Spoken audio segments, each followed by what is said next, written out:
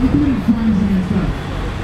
In your ideal world, we the people would be citizens without ears, without eyes, without opinions, and without the truth. Only the police accounts and the commercial media, who I believe, left a good half hour before I was arrested, are there to provide their story.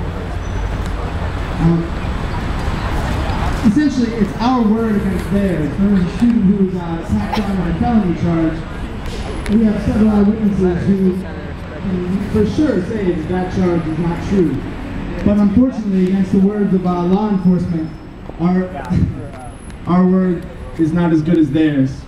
As the song says, I fought the law and the law won. And without eyes of the press, the law's word will always win.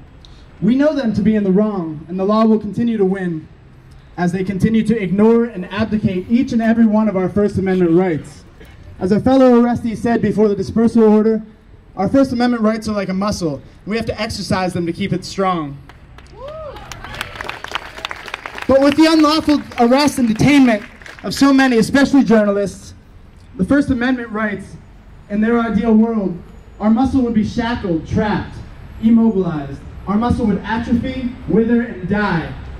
Tonight we stand up and flex that muscle. Our First Amendment rights will not die. We will not let those people who want to take the precious rights that we have away from us. We demand accountability, and we're here to speak out and flex our muscles. Thank you very much.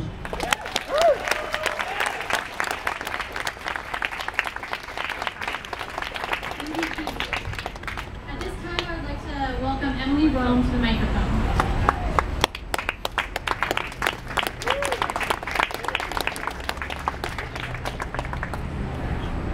Hi everybody, my name is Emily, and I'm here to tell my story. But first of all, I should probably thank you for my over 70,000 hits on YouTube. I'm a YouTube girl. So pretty much what happened to me was I was in my room, and I was looking out the window, hearing all the sounds, and my friend came over and asked me if I wanted to go outside to see what was happening. So of course I'm like, well, yeah, I want to go outside. So we go out to check it out because I assume it's safe. This is my city, this is where I live. And we end up on the stairs that lead to the crosswalk between Towers and Posvar. And as we're standing there, we're leaning over, watching everybody. And there are only a few rioters in the crowd, and they're really not doing anything. It's mostly students. And there's a line of squad police standing facing us. And the students were cheering, like, let's go Pitt. So apparently having school pride is now illegal. I'm not really sure. Because the police all of a sudden start bombarding us. And I'm stuck on the stairs, and they run at us they're running up the stairs and down the stairs towards us.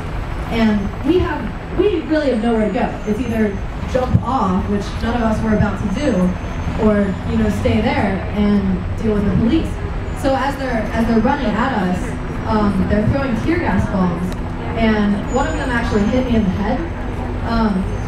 And I really didn't even realize it. All I was thinking of was, okay, I need to be safe.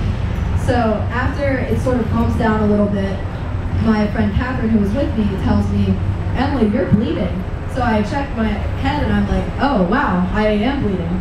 And eventually the police take us and they lead us over to Posvar, and we have to sit there for about, I don't know, 20 minutes or so. And Genevieve was actually there taking care of me. And I think she called, did you call 911? Yeah, she called 911 and her mom. Her mom was more helpful, let me just say, because 911, well, the ambulance couldn't get through because the police were blocking the streets.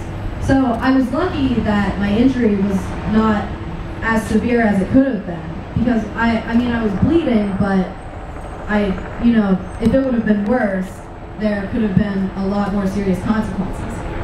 So right now, I have 4 staples in my head because I decided to go out that night and just observe what was happening in my city. And I don't really feel like that's fair, but that's what happened. So that's my story.